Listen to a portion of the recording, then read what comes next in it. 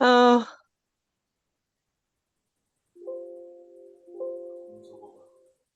음, 간증을 해보겠냐는 형제님의 권유를 받았을 때부터 마음이 막 떨리네요.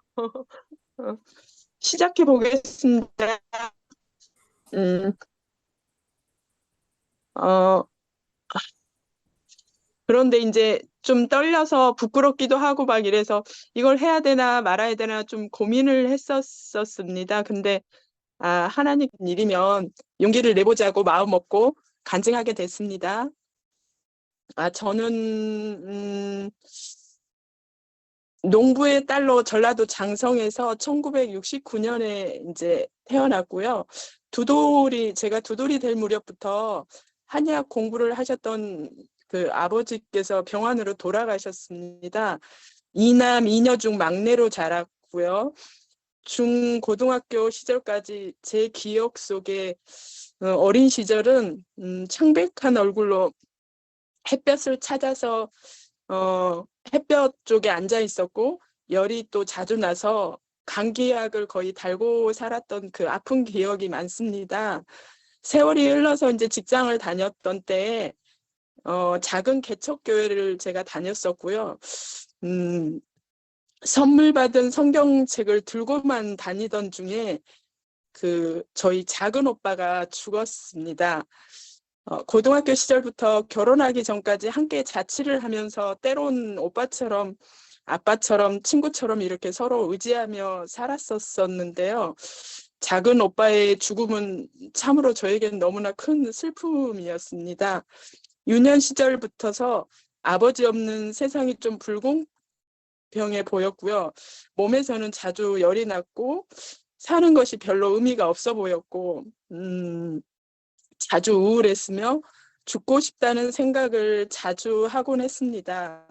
그 이후 오빠 친구인 남편과 결혼해서 서울로 이사를 왔습니다. 이사 온 그 집에서 신림동 교회를 다니는 자매님 부부를 만났습니다. 그 자매님 얼굴에서는 빛이 났었고 그 집에서는 웃음소리와 찬송가 소리가 아름답게 흘러나왔었습니다. 남편은 술을 아주 좋아했었고 세상 친구들이 정말 많은 사람입니다.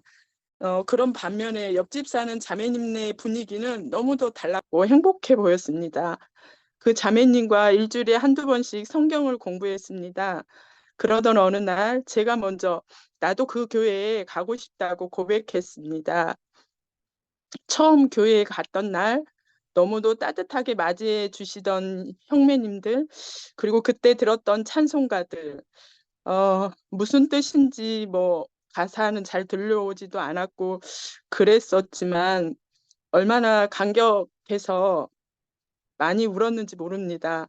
어디에서 그 많은 눈물이 나오는지 멈추지 않고 흘러내렸습니다. 형매님들의 조언대로 매일매일 요한복음 1장부터 읽으며 기도했습니다. 하나님 저를 불쌍히 여겨주시고 저를 만나주시길 바랍니다. 그러던 어느 날 요한복음 3장 16절 말씀을 볼 때 하나님이 세상을 이처럼 사랑하사 독생자를 주셨으니 이는 저를 믿는 자마다 멸망치 않고 영생을 얻게 하려 하심이라는 이 말씀이 꼭 저에게 하나님께서 직접 들려주시는 것처럼 가깝게 느껴졌고 생생하게 느껴졌습니다. 하나님께서 모든 사람에게 기회를 주셨구나. 그런 생각이 들었습니다. 나에게도 기회를 주셨구나. 나를 위해서, 이 세상을 위해서 다 해결해 놓으셨구나. 이 말씀이 믿어졌으며 기뻤습니다. 이 말씀을 수십 번 되풀이 읽으면서 얼마나 감격했는지, 감사했는지 모릅니다. 세상을 원망했고, 수없이 죽음을 생각했고, 수없이 이혼을 생각하면서 살던 저를 하나님의 말씀은 저를 다른 시선으로 세상을 바라볼 수 있는 마음의 눈이 말씀을 통해서 조금씩 변화되게 해주셨습니다. 열심히 말씀을 읽어내려갔습니다. 얼마나 그 말씀들이 살아서 움직이듯이 달고 맛있었는지 모릅니다. 날이 밝아오는지도 모르고 말씀을 의지하며 읽어내려갔던 날이 많았습니다. 그동안 주님을 모르고 세상을 원망했고 행복해 보였던 사람들이 이유도 없이 미웠습니다. 웃는 모습은 제 모습이 아니었고 늘 웃는 게 어색했습니다.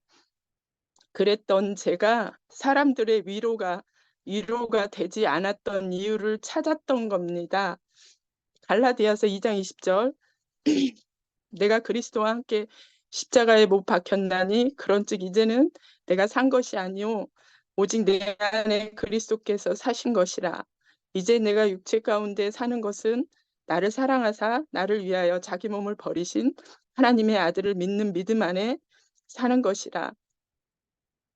이 이유가 나를 사랑하신 또 나를 위해서 자기 몸을 버리신 하나님의 아들을 믿는 믿음 안에서 이제 살아야 되겠다. 그런 이 말씀을 보면서 그 생각이 들었습니다.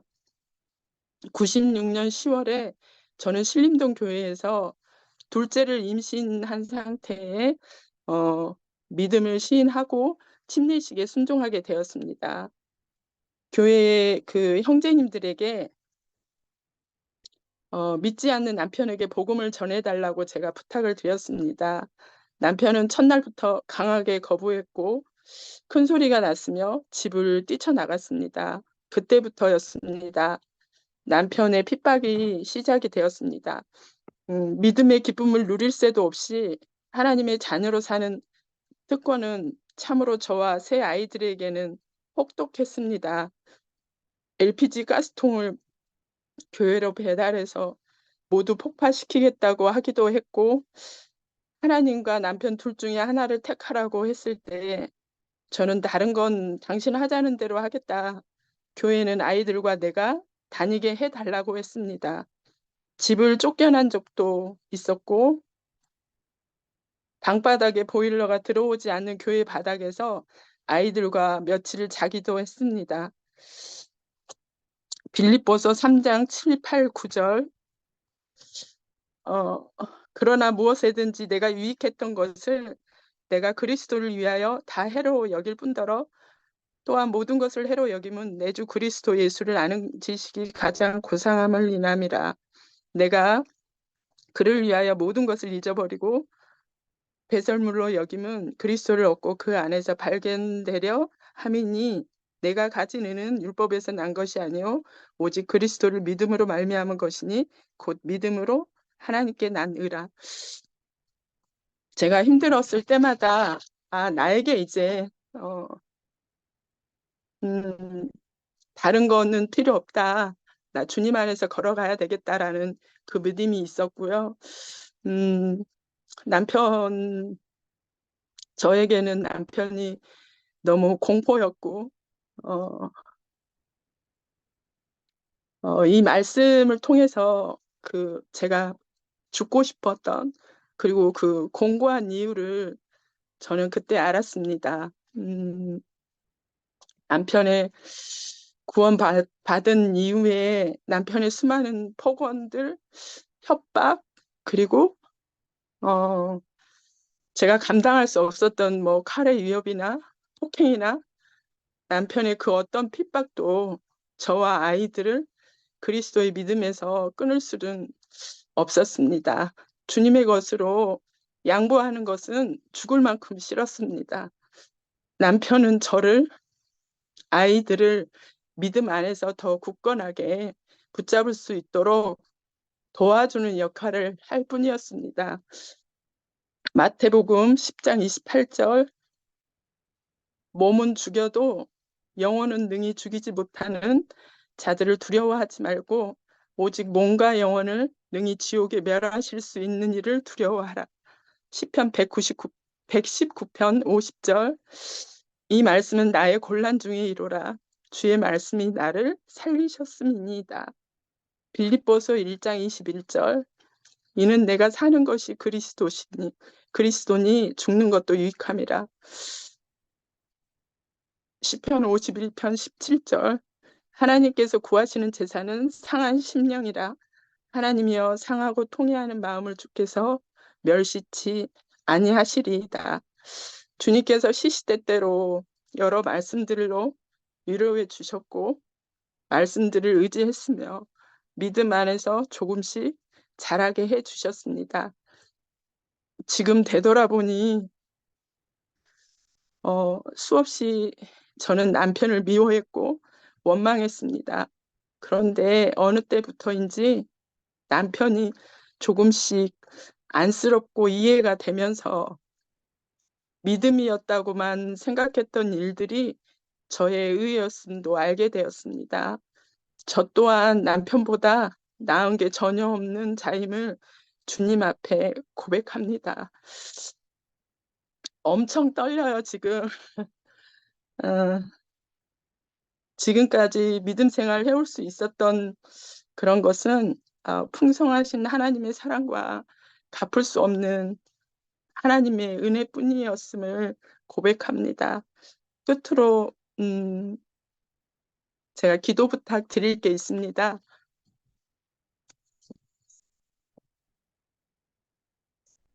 제 집에 세입자가 이제 만기가 되어서 나가야 되는 상황이 왔는데요. 어쩐 일인지 한두 달씩 미루고 또 급기야는 이사가 어디 쉽냐 협조를 하지 않는 상태에 이르렀습니다. 그래서 결국은 이제 제 건물에 이 세입자가 압류를 걸어놓은 상태이었고 다른 사건으로 저에게 이제 호의적이었던 변호사에게 찾아가서 제가 자문을 구했더니 그 세입자는 제가 아는 그 변호사의 의뢰인이었었습니다.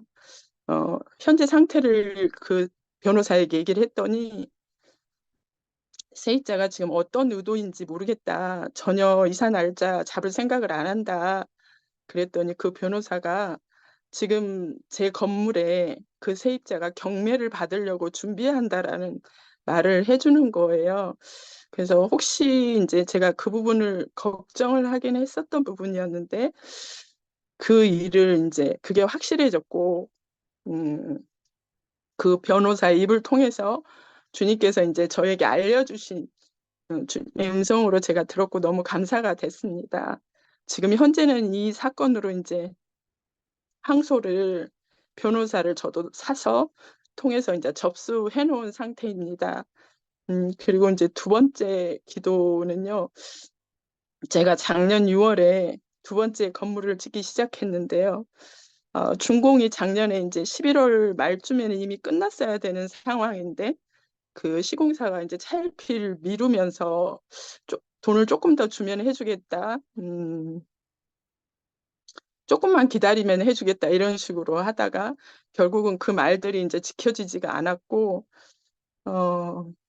그 건물을 지어줬던 설비업체 그 사장들에게서 항의 전화가 왜 건축 그 공사비를 안 주냐 이렇게 하면서 올 6월 말부터 이제 그 사실을 제가 알게 되었고, 시공사 대표는 자기는 책임이 없고 제가 없다라고 이렇게 배째라 이렇게 이제 나오는 상황이 돼버렸고요. 이 건으로 제가 지금 횡령 사건으로 이 시공사에게도 지금 고소를 한 상태예요. 그래서 이 두 건물의 법적인 이런 소송 문제들이 주님의 뜻과 계획 가운데서 형통하게 해결되기를 기도 부탁드리겠습니다. 그리고 이제 남편 배준술 씨고요. 첫째 배지윤이를 주님께서 하루속히 만나 주시기를 기도 부탁드립니다. 저희가 이제 이렇게 작년 6월부터 공사를 시작했으니까 이게 1년이 넘게 기간이 길어지면서 저희 가족들이 지금 음, 여러 가지 소송 문제도 그렇고 거의 길바닥에 나앉을 정도로 지금 어려운 상황이 돼버렸고요. 이사를 지금 어느 곳도 그러니까 준공이 한 건물은 준공이 안 나서 못 들어가게 되는 상황이고 어디에 갈 수도 없는 지금 조금 그런 애매한 상황이 돼버렸어요. 그래서 경제적인 어려움 가운데 있습니다. 이 일들이 신속히 해결되기를 함께 기도해 주셨으면 감사하겠습니다. 끝까지 간증을 들어주셔서 고맙습니다. 여기까지 하겠습니다.